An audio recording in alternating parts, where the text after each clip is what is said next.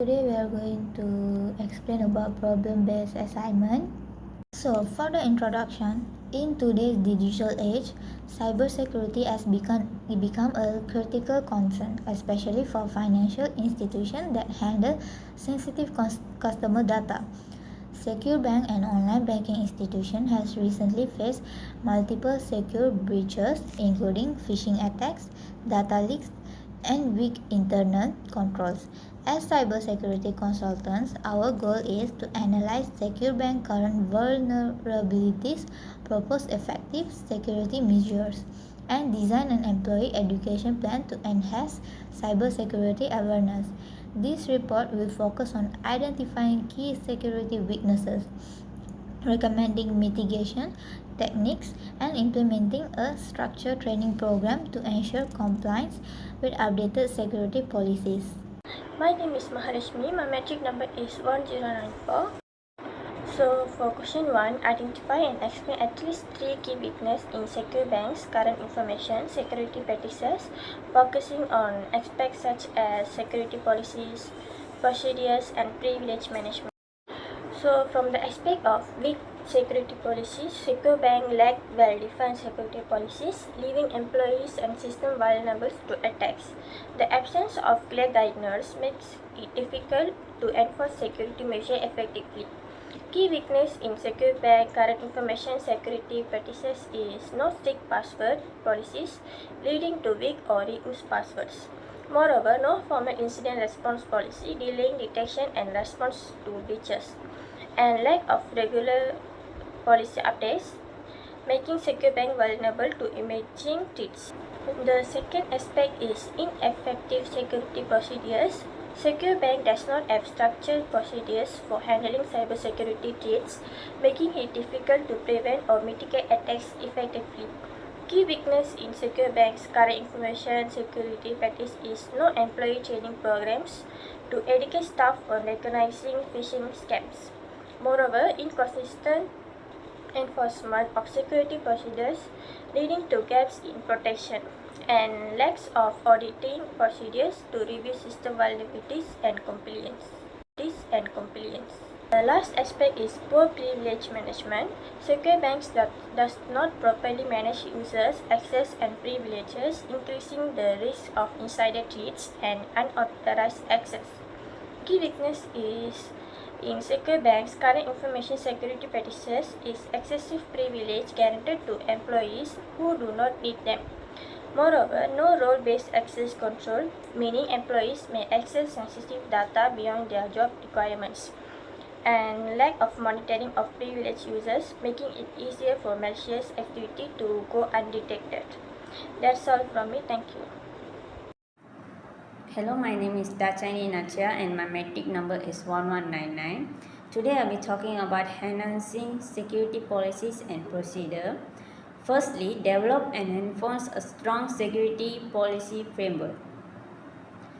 Establish a formal information security policy that outlines rules, responsibilities, and best practices for data protection.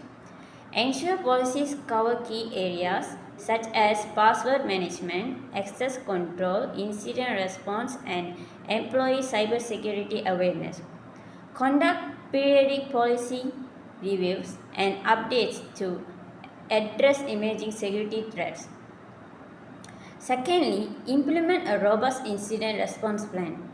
Define a clear incident detection, reporting, and response procedure for security breaches, phishing attacks, and data leaks. Create an incident response team responsible for handling security incident efficiently. Conduct regular drills and simulation to ensure employees know how to respond to cyber security threats. Thirdly, strengthen employee security awareness training.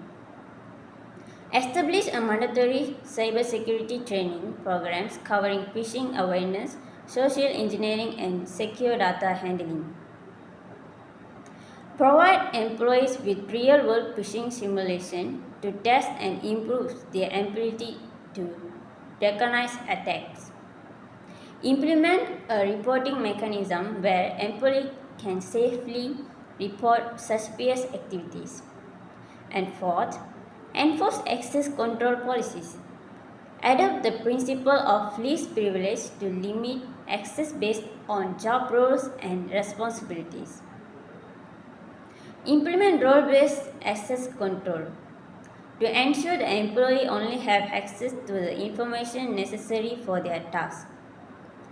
Conduct regular access reviews to revoke unnecessary privilege. Fifth, and finally, monitor and audit compliance.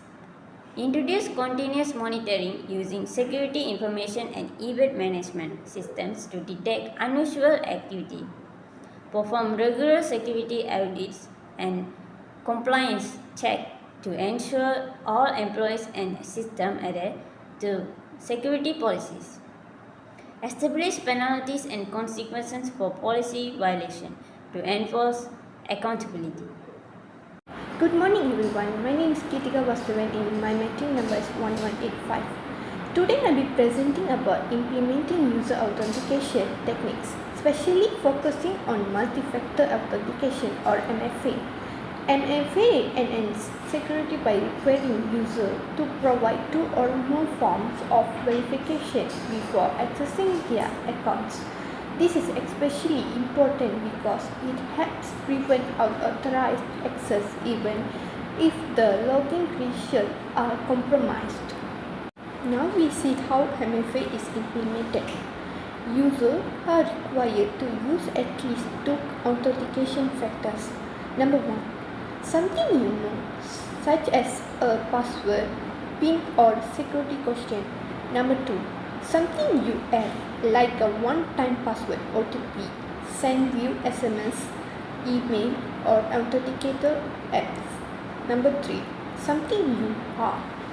This includes biometric authentication like fingerprint, facial recognition or voice recognition. MFA is strongly recommended for critical transactions like money, transfer or changes to account settings. MFA provides 2 major benefits. Number 1.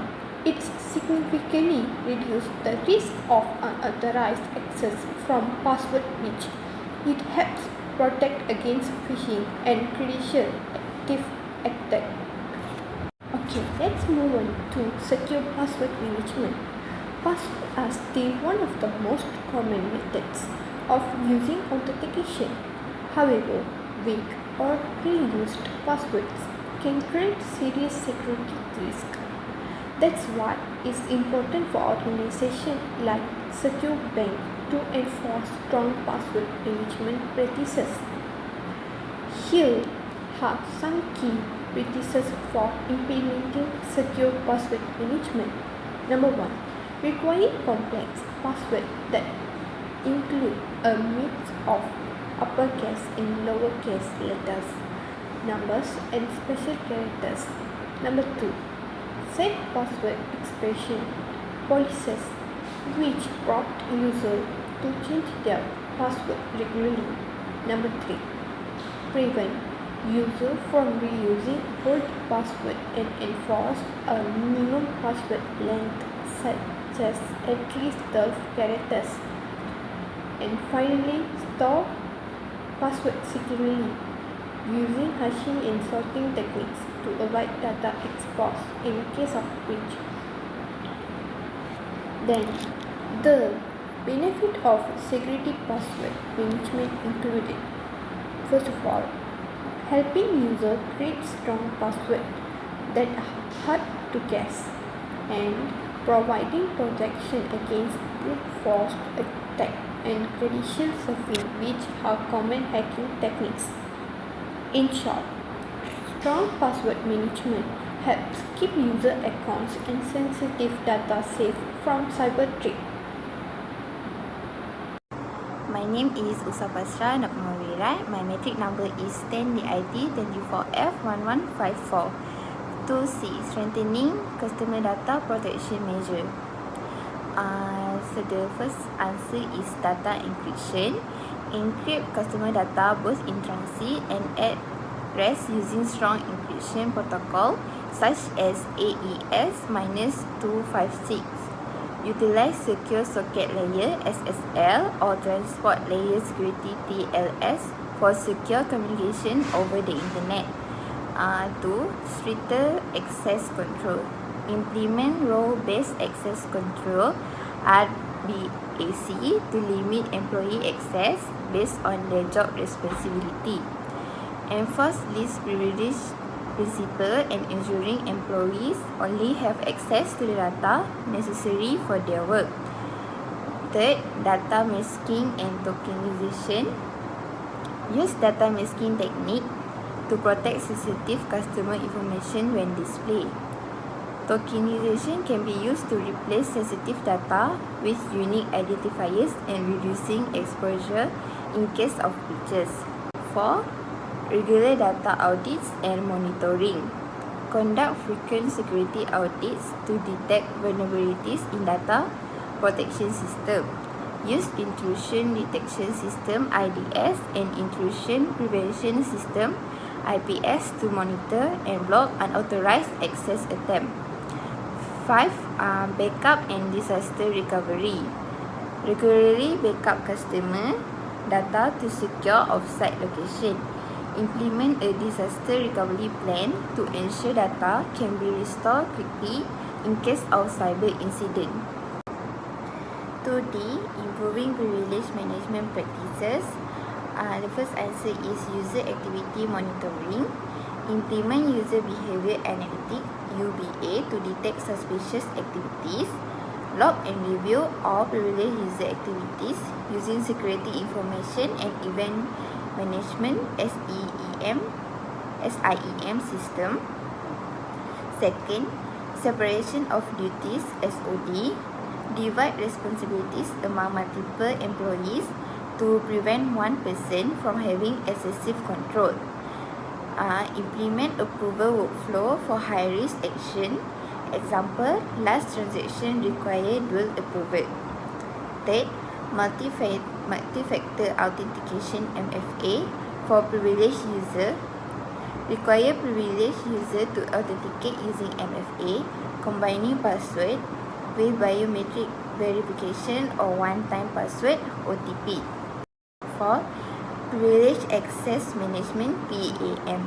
Use PAM solution to restrict and monitor access to sensitive system. Implement time-limited access where high privileged accounts are only granted for specific tasks. 5. Regular privilege audit. Conduct periodic privilege review to remove unnecessary access. Implement automatic deprovisioning of account when employee change role or leave the company. The step 5, incident response and reporting procedure. First one, define the process of reporting security breaches and suspicious activities. Second, conduct tabletop exercises on responding to data leaks and cyber threats. The third one, encourage a culture of responsibility in cybersecurity in that incident report. Step 6, role-specific security training. Provide a tailored training for different roles, that is customer service, IT and management. Second, educate IT staff on advanced security protocols and threat detection. The third one, train customer facing employees on handling sensitive information security.